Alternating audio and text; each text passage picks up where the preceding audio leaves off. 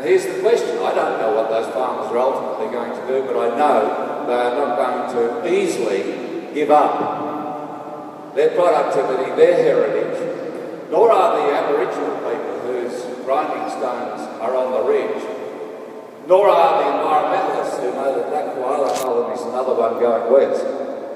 But if they make a stand, will we?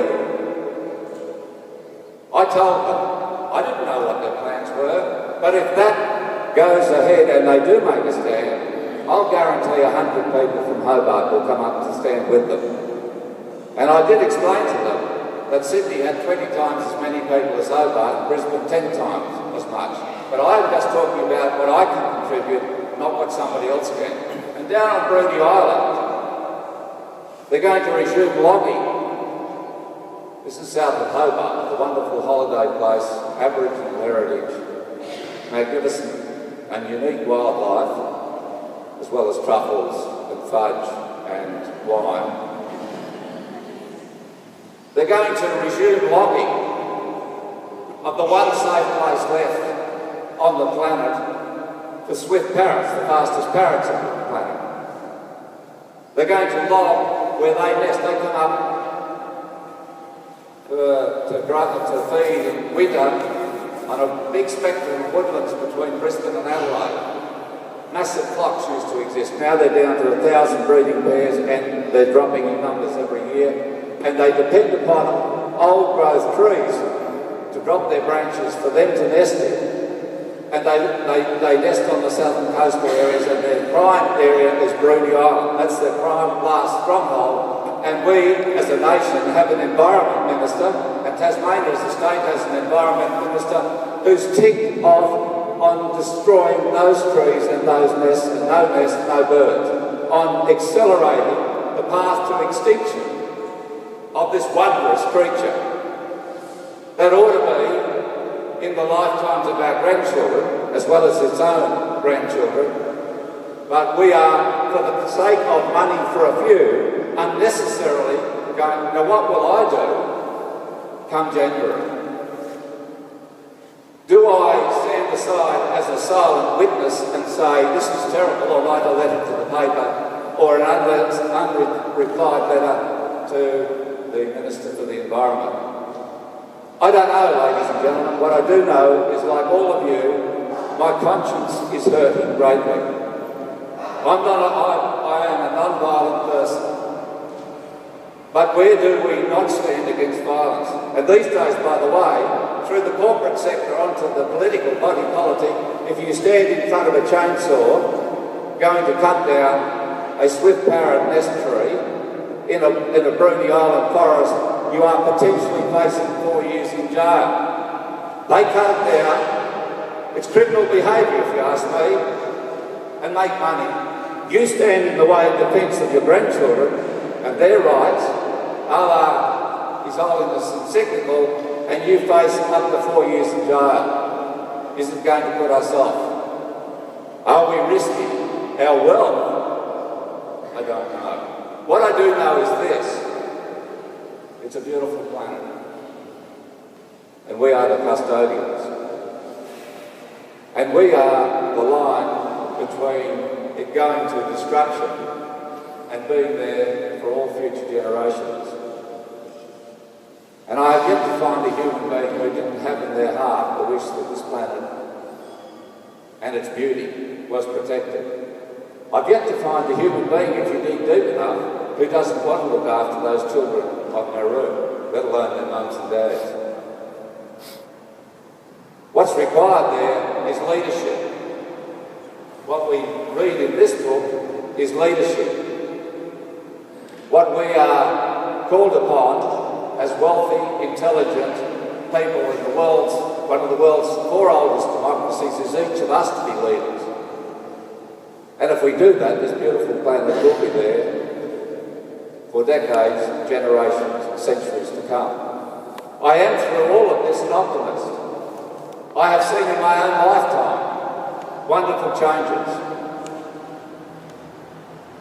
I couldn't, for example, imagine this opportunity or this topic being in a great place as it ought to be. of celebrating creation like this tonight here in this wonderful city of Brisbane. We have it in our power to change the way the world's going, second to nobody else on the planet. And if we're going to have peace, not just in the future, but now, and ought not we, instead of raining bombs on Syria, be leading a global demand that all those influencing what's happening in Syria get to the table? And that requires a big stick for the murderers and the rapists and the torturers in Syria. But ought not we be able to get the leaders of the world together? If we took a leaf out of the book of Sweden or Norway or Switzerland, this country of ours, this independent global leader in waiting of Australia, and help solve, not worse than what's going on in Syria, a question that hangs in the air. We are full of wonderful potential for humanity and for all creatures that on earth do dwell. That's our challenge. And on this International Day of Peace, the question for all of us, not least myself, is what in the next 12 months before the next International Year of Peace will each of us do to bring forward the day there will be peace on this planet, there will be no more extinctions, there will be nobody with dirty water and no food, there will be no prospect, as the Pope says, of this planet's natural realm ending up, I quote, as a pile of filth. We can change it around. We have it in our power. We have the imagination. We have the zest to be able to do it. The challenge is to us all. Let's get on and make that happen. Thank you, ladies and gentlemen.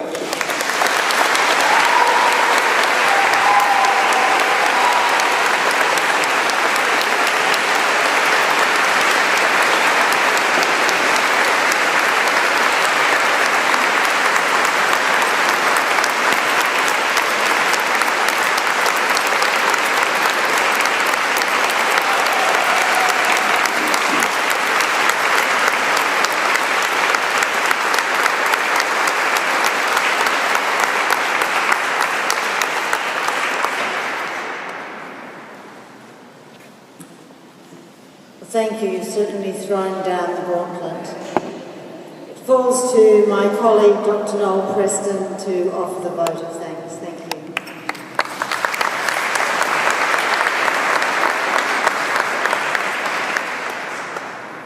you. You have already magnificently thanked our guest lecturer tonight, but let me say a few words.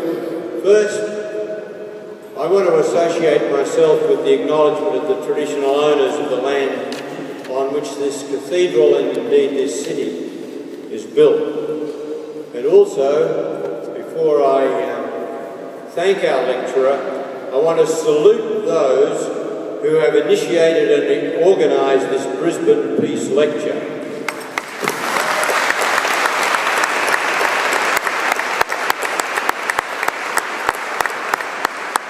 Particularly, I'm thinking of my friends and comrades who have been faithful to the peace movement for decades. You, Annette. All right. And the Union Choir. And to our lecturer this evening, Dr. Brown. This vote of thanks is an opportunity to publicly thank you not only for what you've said tonight, but for what you've been over the years.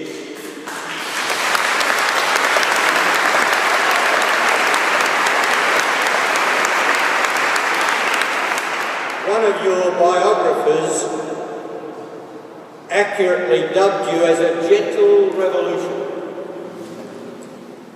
My background suggests another title: a courageous prophet, if not a meddlesome preacher.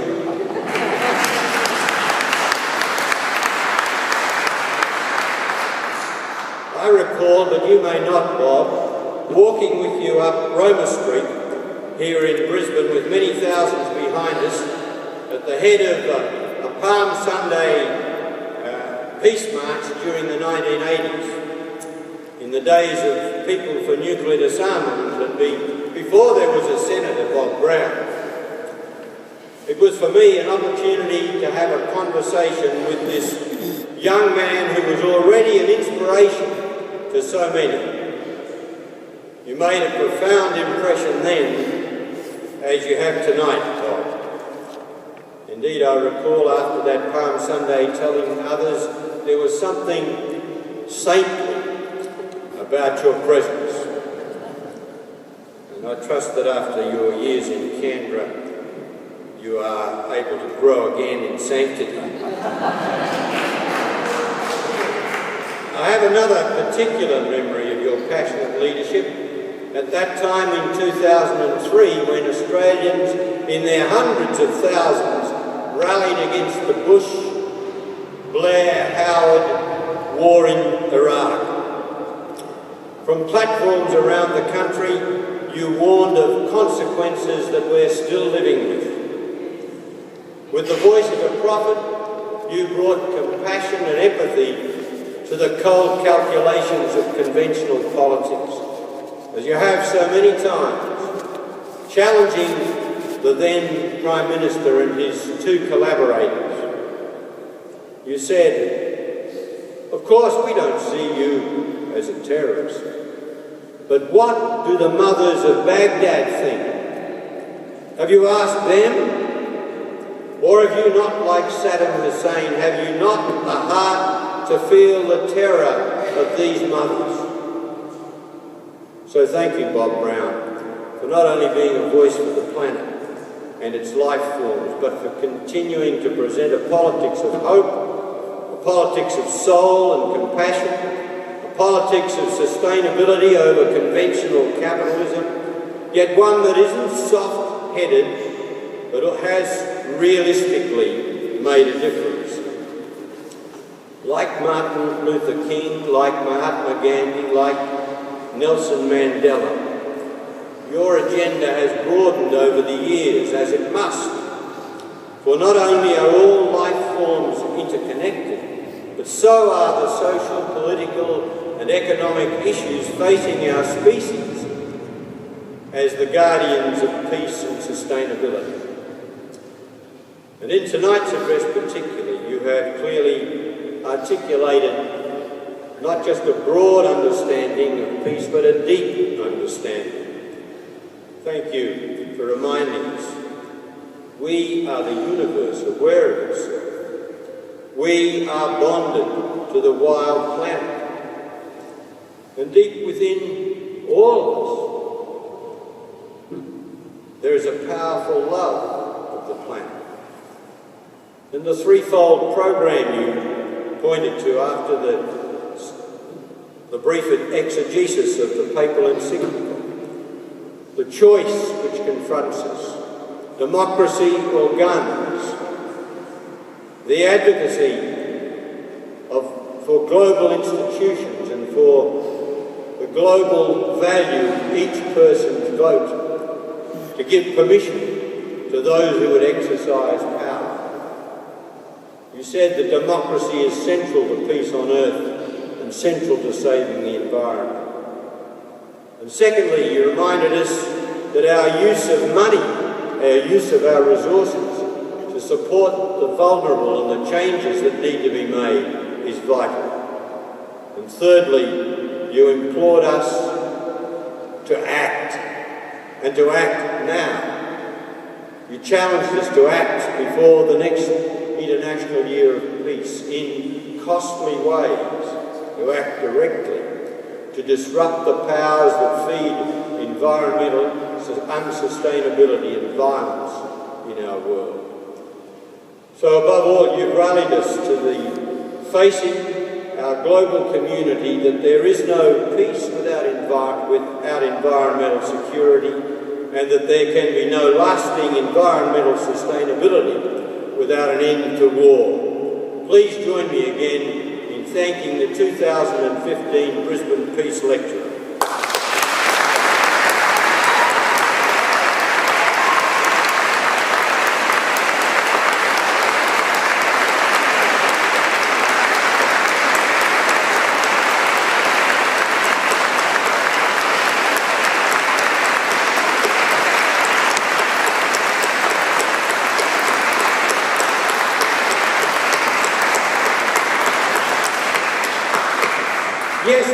can, I think.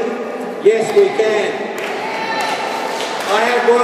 I've been given one further task, and it is to invite you to act tonight, to make a donation through the United Nations Association, and there through the UNHCR and UNICEF, to support the refugees fleeing from Syria. There are buckets at the outside of every several row. A row that has on this side a white tie, you might see them, has at the end of it a bucket, a white bucket.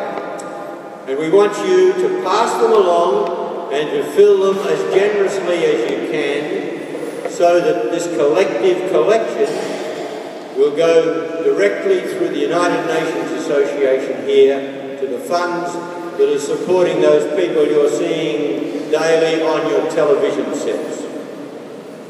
Please do that, and we will then continue with the program. You will need, of course, to pass the bucket. I was told forward, but I'm not sure, because the front row has one. Or whether it's better to pass them backward, Virginia. No, forward, they've got to go forward. Anyway, Virginia Balmain is the general of this operation. Please give generously.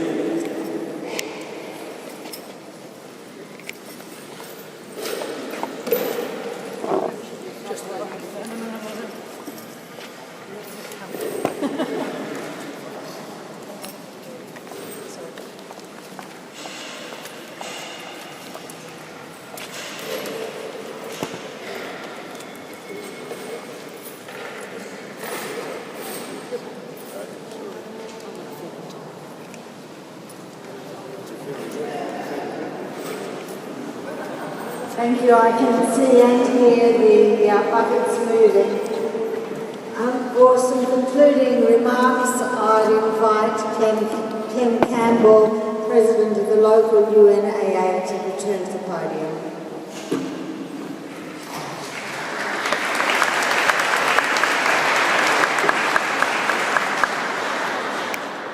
Thank you very much. There are many people that have to be thanked for having a Brisbane Peace Lecture. Bob, all I can say is it's been a privilege to listen to you tonight and to sit beside you. I'd even do it in the Senate if I could. We have many people to thank. Firstly, our special Japanese friends who came and shared their culture of peace with us.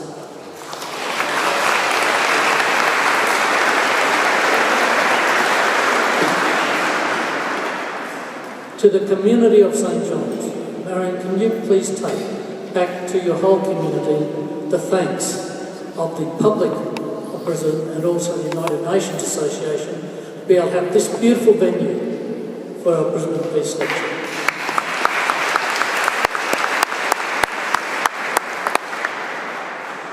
Chris Woodthorpe came up from Canberra to be here with us.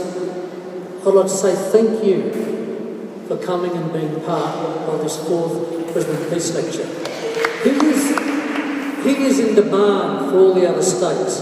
I had to twist his arm this year to make certain he came back to Brisbane. It's a great tradition, Chris. It's a great tradition.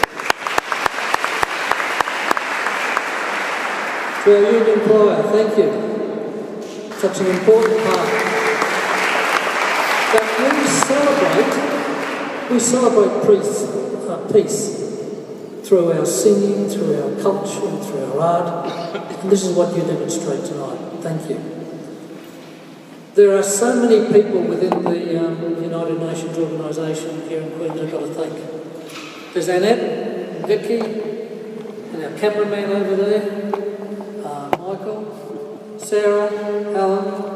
Look, you've all done a great job. I just got to say, couldn't be done without you. So tonight we have celebrated the 70th anniversary of the United Nations, 15th anniversary of the Earth Charter and the Global Compact. And I'm usually asked to make one or two closing remarks And I'm doing this to make certain you've all had time to put money in the collection boxes. You've done that? When we talk about sustainable development, what does that mean for you and me? It's not a nebulous term up there. Can I suggest that you think of global sustainability as you being self-sustaining?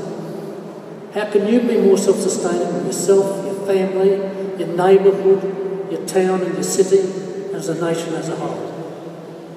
And secondly, Bob talked about the future. Let's get our leaders to think of this concept. Not what is the probable future that you get the futurists come out and saying this is going to happen and that's going to happen. Let's think of our future. What is our preferred future? What do we want in 50 years' time? Go back there and work with your friends and say, what is our preferred future? And look at sustainable development as how you make the world more self-sustaining. Now let us join with the choir. They will lead us in closing this event and a celebration of joy, and we will follow them down to the back of the cathedral, and we will then participate in supper. Once again, thank you very much for attending, for being here for the 4th Annual Brisbane Peace Lecture. Global citizens, I acknowledge you.